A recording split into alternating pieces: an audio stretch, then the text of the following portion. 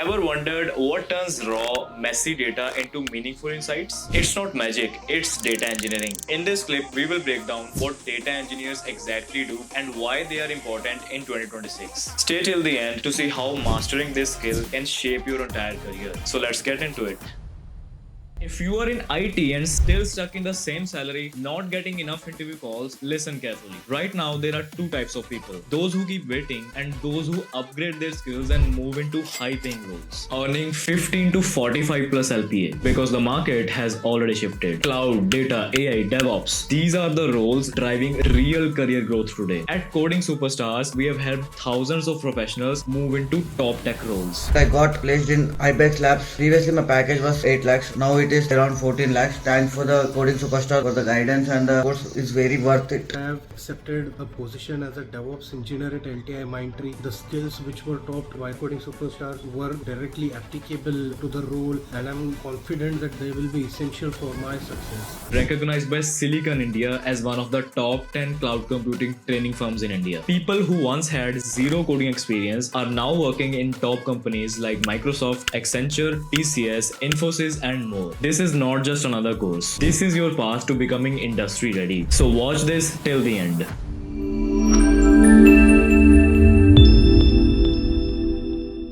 Into the actual discussion, that is, what exactly is a data engineer? What does a data engineer do? Okay, what does a data engineer do? So now, can you guys type in the chat box? What are the key responsibility of a data engineer? What are the responsibilities of a data engineer? What are the responsibilities of a data engineer? What does a data engineer do? So now what we discussed is just the roadmap. So now we are actually beginning. So far we discussed the roadmap for getting placed. Right? That is really important. First of all, whenever you are traveling, first of all, you should have a map. Without map, if you are endlessly learning something, then you will be like nowhere, heading nowhere. Right? You should have a proper plan for everything. If you have a career gap, how to fill that? If you have no experience, how to fill it? If you have a non-IT, how to go about this? You should know everything about that. Only when you know, we can plan it in a very structured way.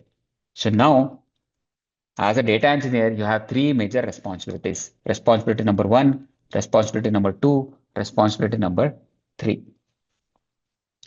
Okay, responsibility number 1 of a data engineer is, can you guys type in the chat box? What are the responsibility of a data engineer, guys?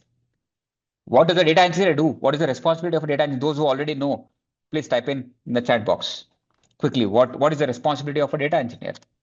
What does a data engineer do? Okay, what is a data engineer? Data engineer, okay, designs, builds, and manage. The responsibility of a data engineer is to design, build, and manage. What will a data engineer design, build, and manage? What will a data engineer design, build, and manage? A data engineer will design, build, and manage. I want you guys to answer. What will a data engineer design? What will a data engineer build and manage? Loading data from different data sets, creating data pipelines. Yes, the answer is a data engineer will design, build, and manage data pipelines. Data pipelines. So now, what do you mean by data pipeline? Data pipeline is something that connects source with the destination. So now, what do you mean by source? Source is a place where we have got raw data. Raw data. Okay, what do you mean by raw data? Any data which is unstructured, unprocessed, and unclean. This is called as raw data. Okay, and this is too much messy, and it is lot of duplicate and null values. This is of no useful. And at the source, we have fully processed data. Here at the source, we have got fully processed data. That means it has to be fully structured, fully processed, and it has to be fully clean. And who will be using this data? It will be used by AI teams, machine learning team, deep learning team, data science team, okay, data analyst team, business intelligence teams, okay, so on and so forth. All these teams will be using fully processed business data. So now, quick, if you directly provide this raw data to this AI teams and machine learning team, can they work? No, they cannot work on this raw data. They cannot work on this raw data. Now somebody needs to convert this raw data into fully processed business data. Who will do that? That is done by data engineers. That is done by data engineers. What does the data engineer do? Data engineer will convert this raw data into fully processed business data and supply that data for AI teams, machine learning team, deep learning team, data science team, data analyst team, and so on and so forth. How does he do? How does a data engineer do that? By building a data pipeline. By building a data pipeline from source to destination. Source to destination. Okay. And in this data pipeline, our data engineer performs 3 major actions. What are the 3 major actions our data engineer performs? Let's try to understand. He performs 3 major actions like extraction, transformation, and loading. He will extract, transform, and load the data. So what do you mean by extracting? Extracting the data from different sources. Okay, different sources where we have got raw data. So what are the sources we can get the raw data? It can be from a website. It can be from an application. It can be from REST API. Okay, it can be from any kind of a CRM. It can be from any kind of a enterprise ERP, enterprise relationship management. Okay, CRM, customer relationship management. Right? It can be from a SAP. It can be from any kind of a social media. It can be from any kind of a OTT platform. Okay, it can be from any kind of data. Okay, so in first step we have to extract the data from different sources.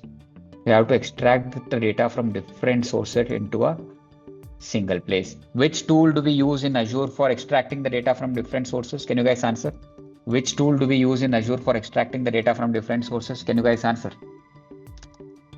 Which tool in Azure do we use for extracting the data from different sources? ADF. Yes, we'll be using Azure Data Factory.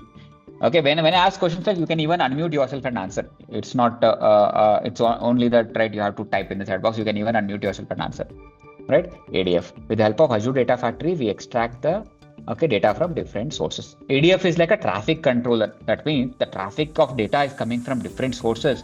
Okay, ADF is responsible for controlling the traffic and allowing the traffic to the next level.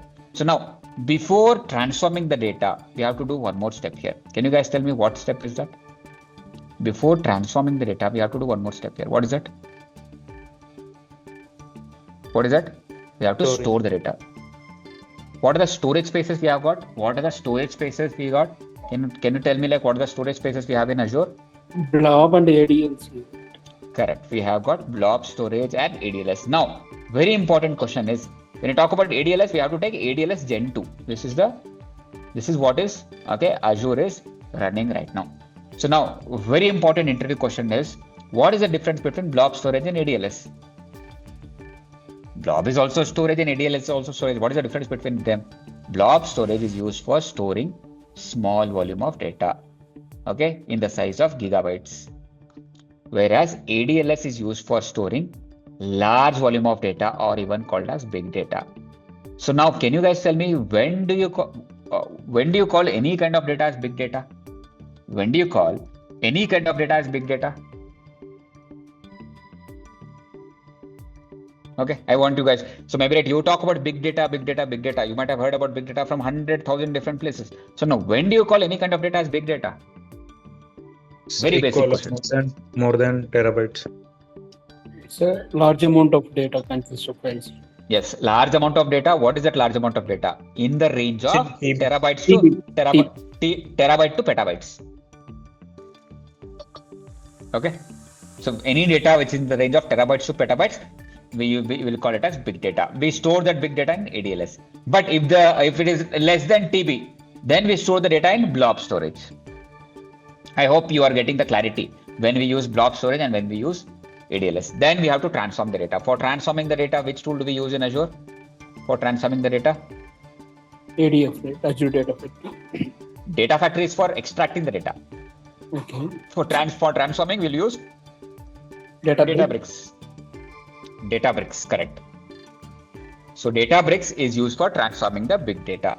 So inside Databricks, okay, we have got something called as a big data processing engine that is called as Apache Spark. What is Apache Spark? Apache Spark is a big data processing engine. It's a big data processing engine, okay, used for transforming big data. So what is the language which is used for communicating with this Apache Spark? That is nothing but PySpark. The language used to communicate with Apache Spark is called as PySpark. What is PySpark? PySpark is a library of Python used for dealing with big data transformation. Okay, so like Apache Spark, we have got other big data processing engines like Hadoop, Kafka, Scala, and all. Why is that we are not using that? We are focusing on Apache Spark because Apache Spark is more powerful and more faster. So once we do the big data transformation, next step is we have to load the data. Where do we load the data? We can load the data into a database, SQL data pool, many places. But majority of the time it will be loaded into a data warehouse. What is the data warehouse in Azure called as? It is called as Synapse. Synapse, okay. Synapse. In this data warehouse, we can even run the analytics also. That is the reason it is called as Synapse Analytics. Okay. From this data warehouse, we can supply the data to AI team, machine learning team, data science team, deep learning team, okay, data analyst team, business intelligence team, so on and so forth. So in simple words, for this team to operate, somebody needs to supply the fully processed business ready data. That part is done by data engineers. Once this part is done, then finally you'll be learning Fabric. What is Fabric? Fabric is like all-in-one tool where whatever we did so far, like ETL, Data Factory, Databricks, and Synapse, Synapse, everything can be done in a single place, in a simplified way, drag and drop way, okay, in Fabric. Okay, all-in-one solution. Okay, it is simplified version which Microsoft has prepared. It is an innovative tool. For example, okay, if you had 100 car was invented. So now remember, as humans have invented flights that is like 100 times more powerful than cars. Similarly, Fabric is more powerful tool.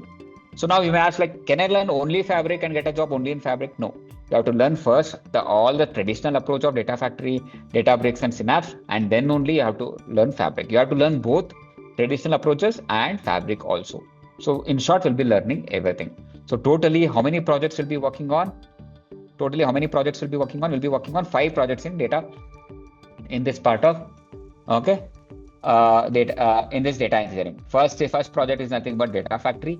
Second project is on like Databricks.